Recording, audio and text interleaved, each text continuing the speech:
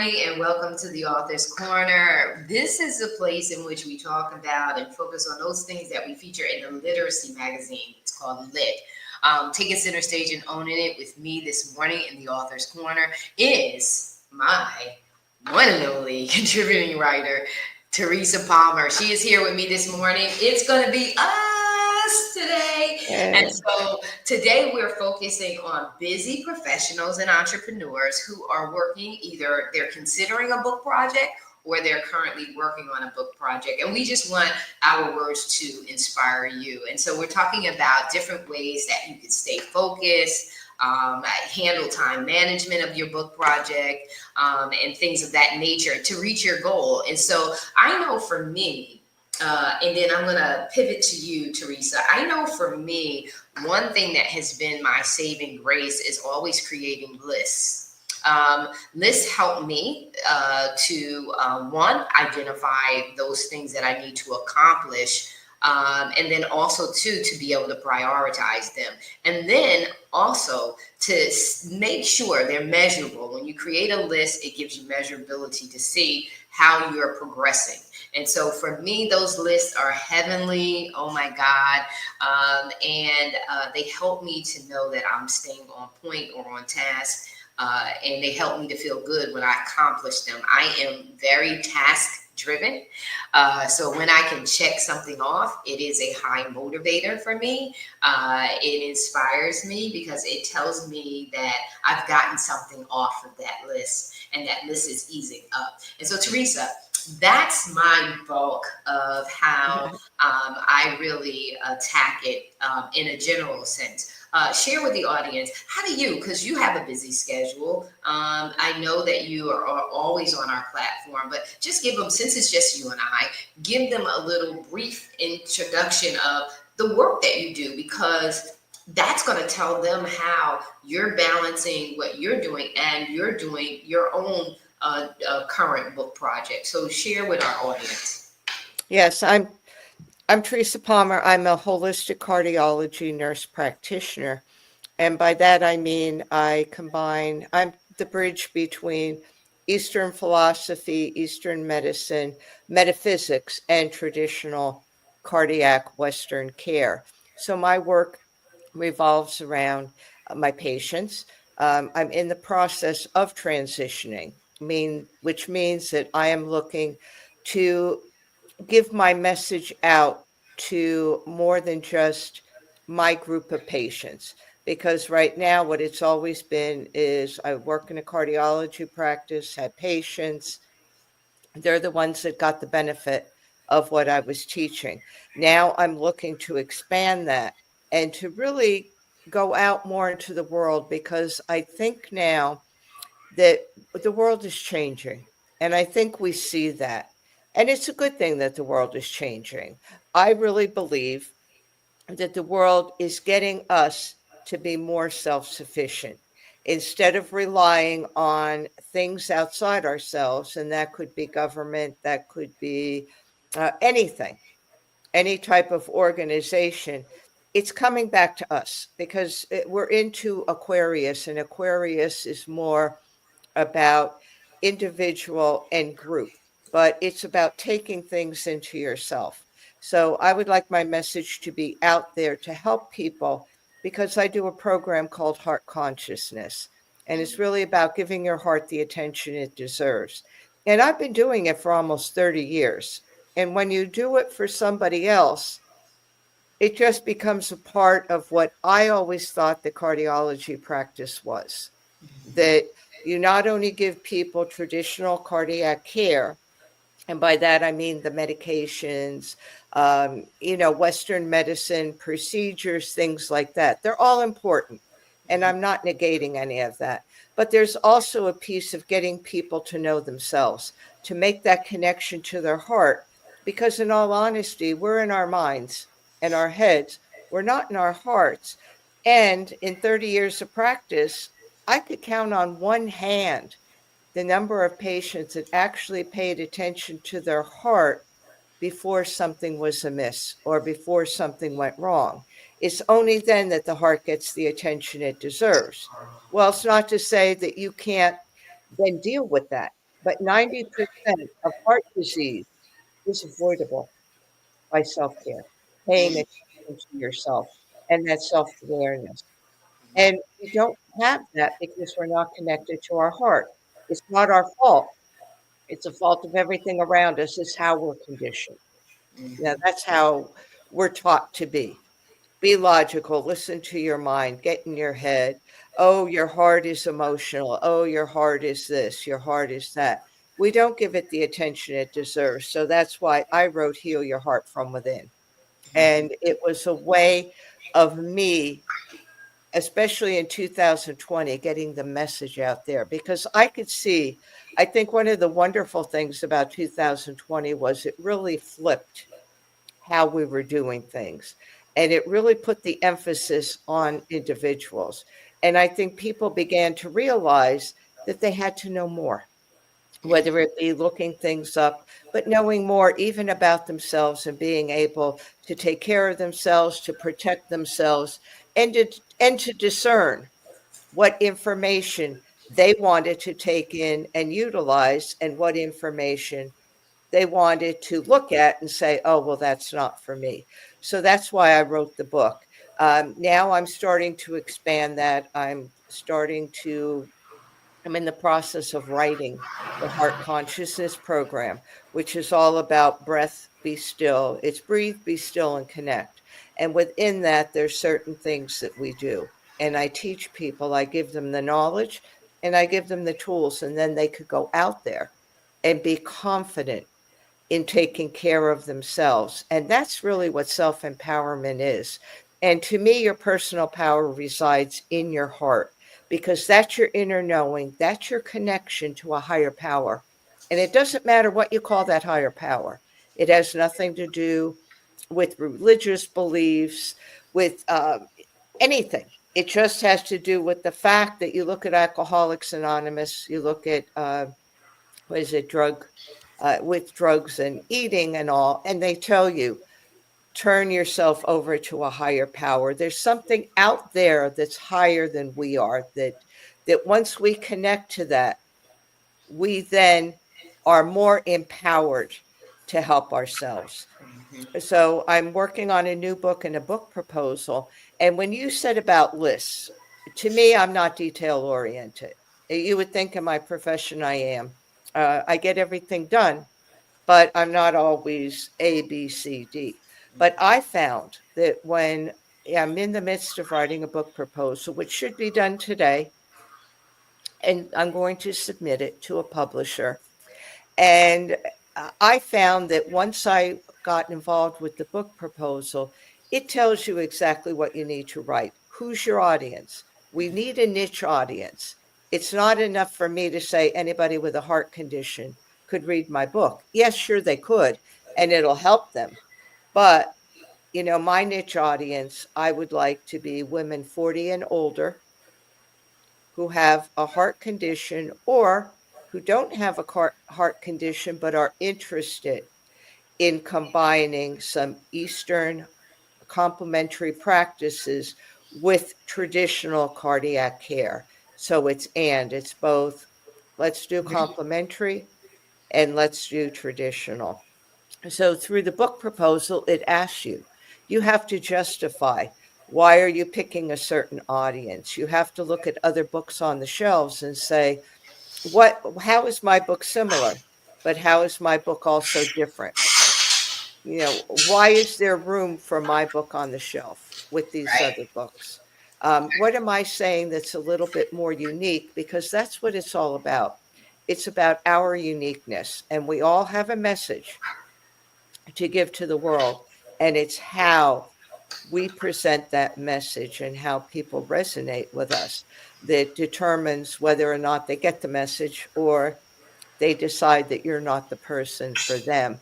So, a book proposal, you do an overview, you do a marketing strategy. How are you going to market your book? 80% now of marketing is up to the individual, it's not up to the publisher anymore, unless you've written the New York Times bestseller like a Harry Potter, something where you're very well known, Mhm. where you have a huge audience, and then the publisher will really promote you. But for the rest of us, it's up to us. So we have to know a marketing plan. What are you going to do? And what am I going to do to promote my book? How am I going to do that? How am I going to use the resources that I have? And that's what the book proposal does. It gives you a whole overview. It's almost like a list. It's like, why am I writing this book? How am I going to Exactly. market this book? What is my author's platform? Do people know me? It doesn't matter if they don't. It's what am I going to do? Like, how do I utilize? You say I'm always on your platform. Yeah, I am. Yeah, and that, why I not? If am. it's But there's, available, you take advantage of that. you That know, makes sense. it's another way of getting the message out. And I would be foolish not to take advantage of platforms because you have an audience. You Yeah. have people that may just click on it and say, what is this about? And people get to know you through the platforms that you're on. So I think it's very important to have that visibility. I think it's also very important to discriminate between how you want to do things, not just put yourself out there globally, but find platforms and find social media, find communities where it's like-minded people. And for me, the self-development, self-awareness, Own It is about Yeah. taking ownership for yourself. So yes, it's an appropriate platform for me. If Yes. it was about selling real estate, then it wouldn't be, it wouldn't be appropriate if As my everybody on it were real estate and looking right. to move someplace. That's not what I do. So I know I'm a little long-winded, but I'm hope I'm giving Listen, information that people could Teresa, really sink their teeth into. right. And this is what I've been saying over and over and over again for the last, I think, week or maybe 2 weeks. We're philosophers. We are philosophers. So philosophers speak. We are speaking wisdom. We're speaking awakening, right? We're stirring things up for people to get active and move towards a place of fulfillment. So you know, it's nothing for us. I remember when I first started going on live, and I went live solely on Facebook because it was all new to me. And I could go live just talking by myself for an hour, because philosophers do that. We're talking about what's going on in the now. What do the people, the masses, need to hear now? So by all means, see, when it's only the two of us, we won't have to worry about how long because it's the two of us. But I want to do this. I want to show the people who you are. And so here is Teresa Palmer, and as she shared with you her background, I want to talk about this award that you received, Teresa. Then I also want to go into the book that you've already published, which is here. Let the people see it. Heal Your Heart from Within. And here she is with her banner. This is New York City, right? Yeah, yeah, Yeah. it's right across from the Hard Rock Cafe. And I was literally up there for a week. And that was part of an award that I received. And in 2000, was it 2020? Yeah, I was Nurse Practitioner of the Year. And actually, that was taken in New York a week before the world closed down. It Wow. was Valentine's Day. And that Wow. was part of my award was going to New York, not only to receive the award, but to be on that marquee. There were Mm. photographers, had pictures taken, then went to the plaza to have a celebratory lunch with the other honorees. And it was different categories. So it's the International Association of Top Professionals. And they are top professionals in every walk of life throughout the world. So you've got them in real estate, you have them as coaches, nurses. So I was recognized for not only my leadership in nursing, but my holistic approach. I also then went on to receive the Holistic Practitioner Decade of the Year Award. And I've also been inducted into the Hall of Fame for Lifetime Achievement. So Wow. it's Wow. been quite an honor. Yeah, and yeah, I just want them to see who you are, because people need to know. Like so many times, those accomplishments and those achievements are behind the scenes, and sometimes you just gotta throw them up there and let folks know. And so you talk about you hit on that emotional thing. And one of the things as I was growing up as a kid, I've always been an advocate for the underdog. I've always been a fighter for the one who not necessarily knows how to fight for themselves. And so the biggest thing that I noticed coming up in my teens and 20s, being in the adult world, was always that thing of being emotional. You're too emotional. You're too emotional. You're too emotional. Um, Instead of us really understanding that the driver of our behavior is how we feel about something. We make our choices based on our emotions. If we can harness it, we then bring it into balance. That we can be passionate, but also grounded in wisdom and in intellect, and therefore making a quality decision. And that's what it means to own it, is to be well informed, to be knowing of thyself, and to be well informed. And like you said, Teresa, that we can introduce, this perspective, we can introduce our methodology, but at the end of the day, just like every author has to do the PR work for themselves, everyone who hears what we say and says, wow, they have an aha moment, you still have to do the work. And that's what's so important, is that you love yourself enough to do the work. And how can you do that?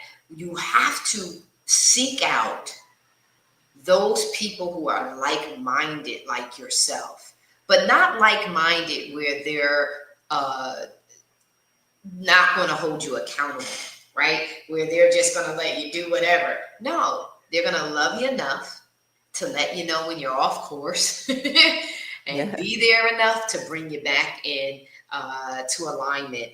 And I say that to say the way that you stay motivated, the way that you nurture your spirit, that emotional part, is by knowing what feeds your spirit, right? So for me, I love Christian rap, because I'm that one that the messaging has to say, I win. That even though I go through trials, tribulations, and all this other stuff, I'm going to win in the end. And win doesn't mean looking perfect. It doesn't mean coming out without challenges. It means that whatever happens, I'm going to learn and grow from it. Whatever happens, that I'm going to stay the course and reach my goal.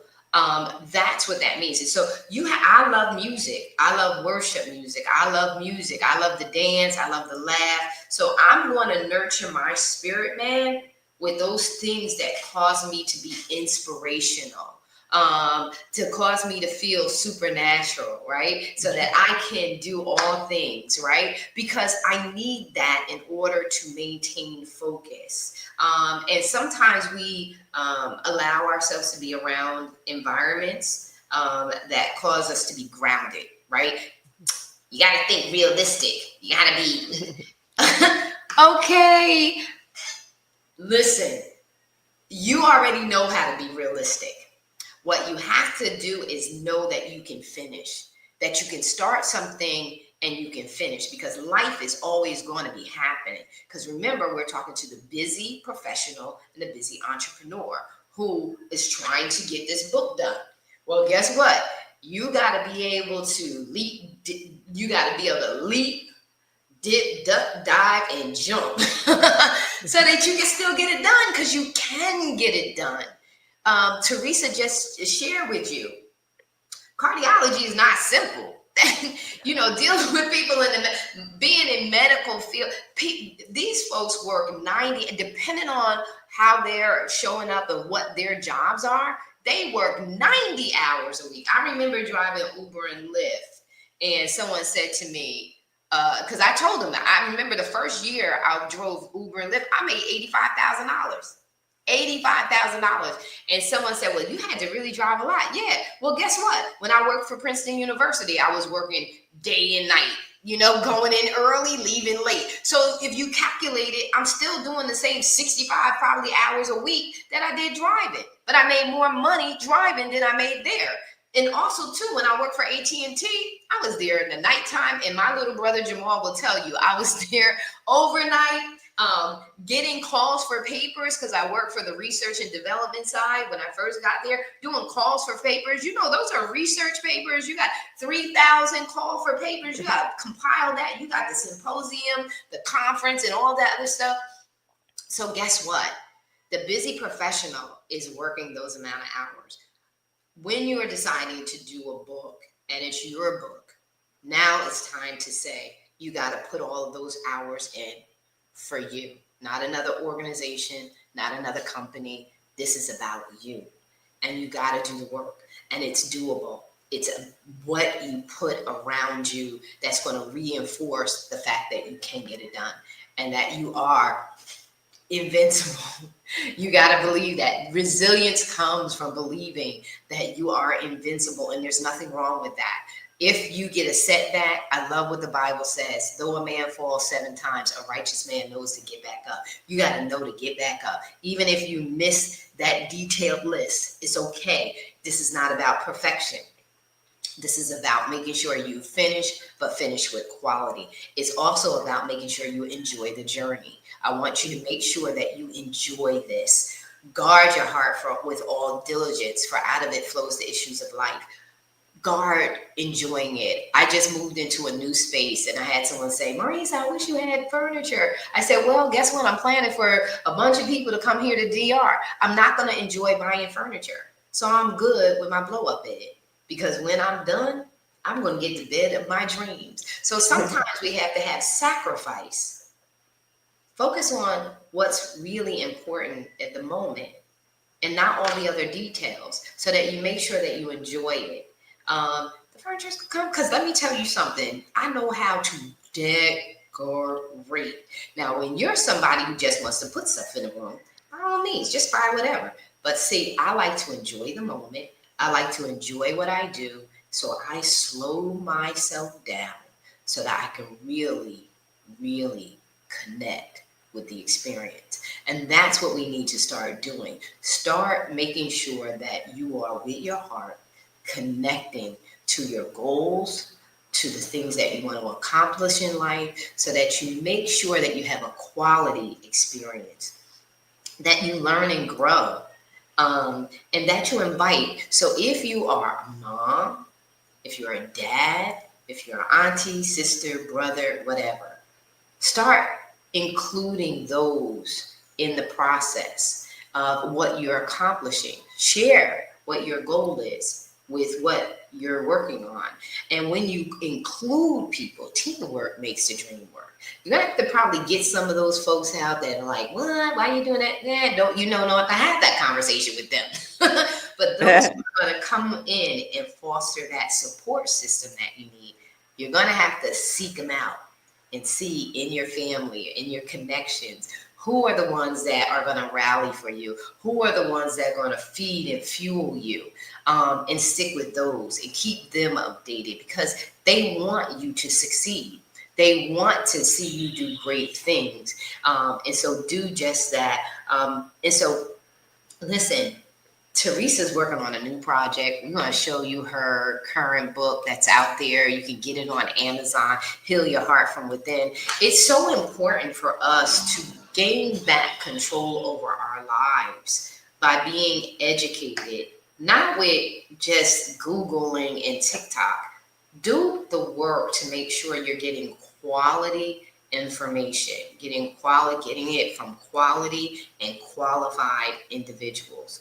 And so, Teresa, I'm going to pivot back to you and just share with the folks in regards to this project that you're working on. How can they buy Heal Your Heart from Within. How can they get that book? And then your closing thoughts. You can close us right on out, sis. Okay. Okay. Heal Your Heart from Within is published by Balboa Press. It's been out since 2022, and it can also be found on Amazon.com.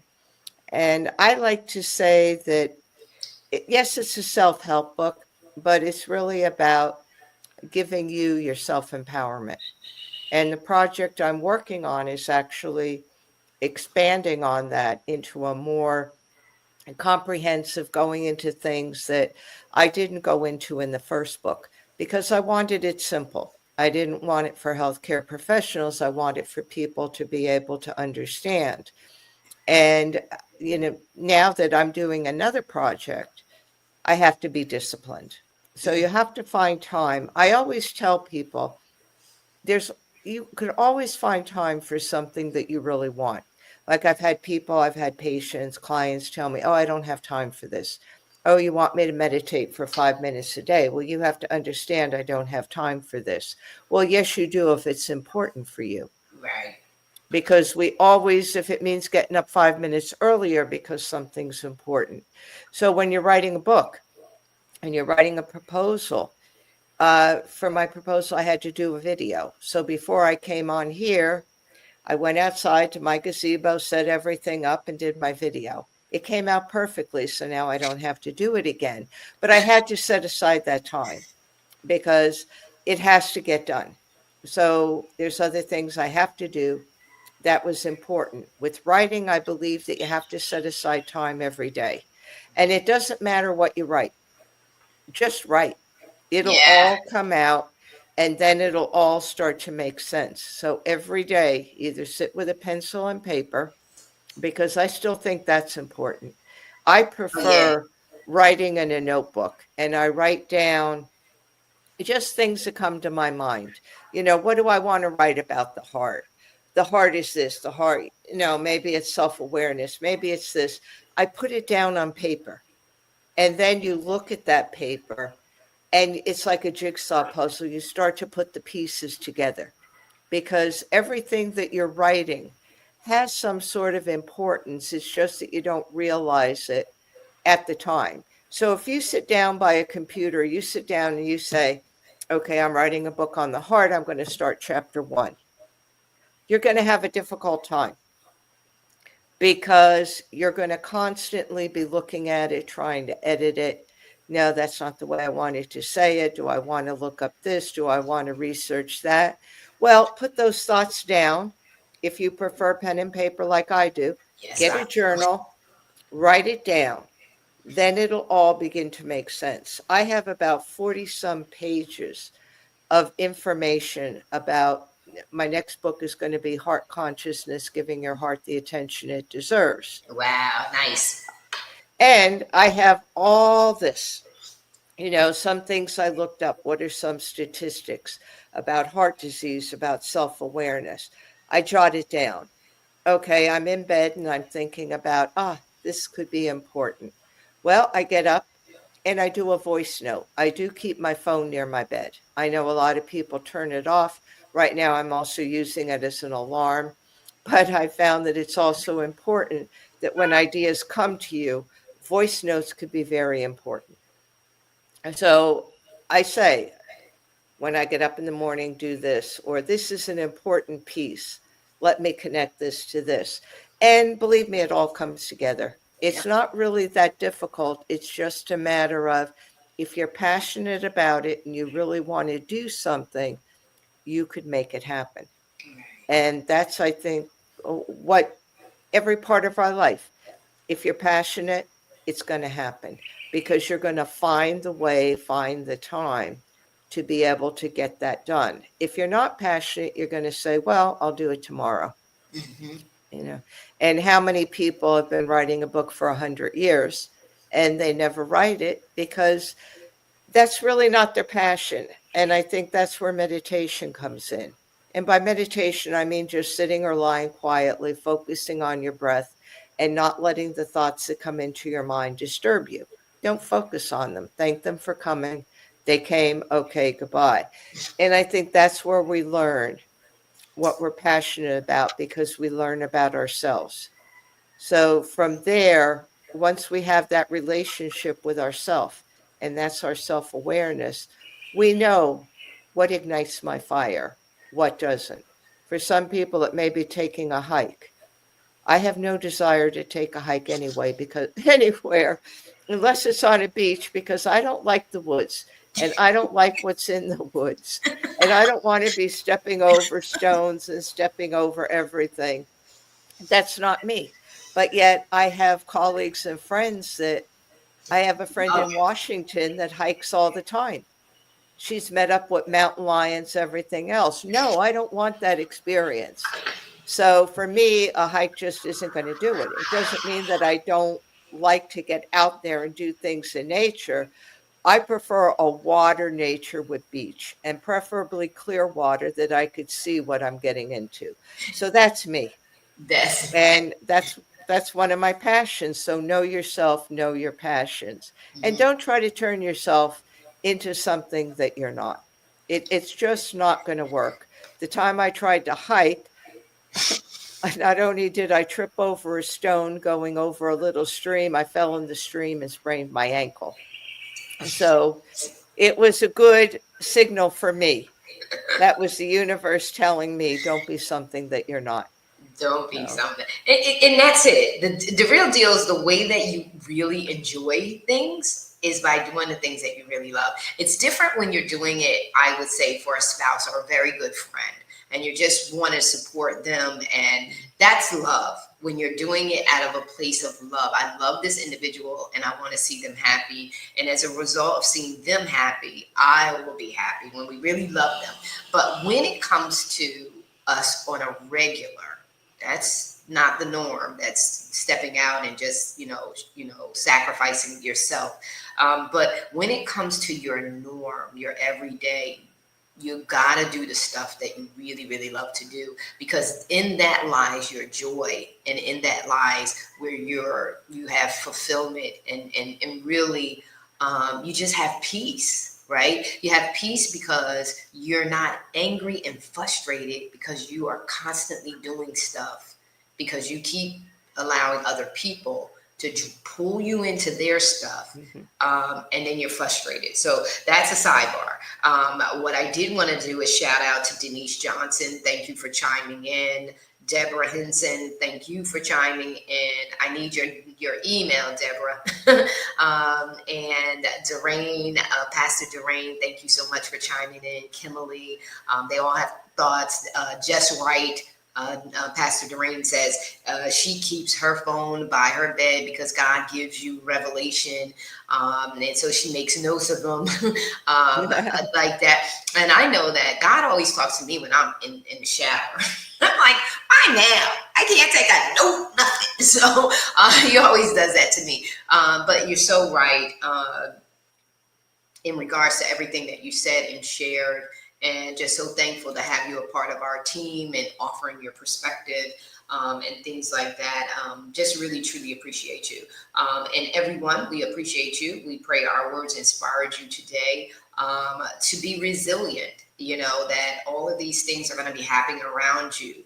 But the key thing is to maintain your focus. I write off the cuff, so I just write as it's coming to me, and then structure it out. I'm like you, Teresa. I do believe in pen and paper. I think a little too much because I got so much pen and so much paper written everywhere. And I'm just trying my best not to keep all of that stuff, and just to put it in a publication, get it published.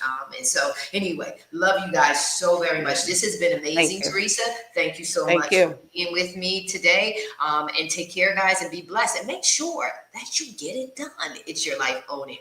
This has been Thank the you. Author's Corner. We're out.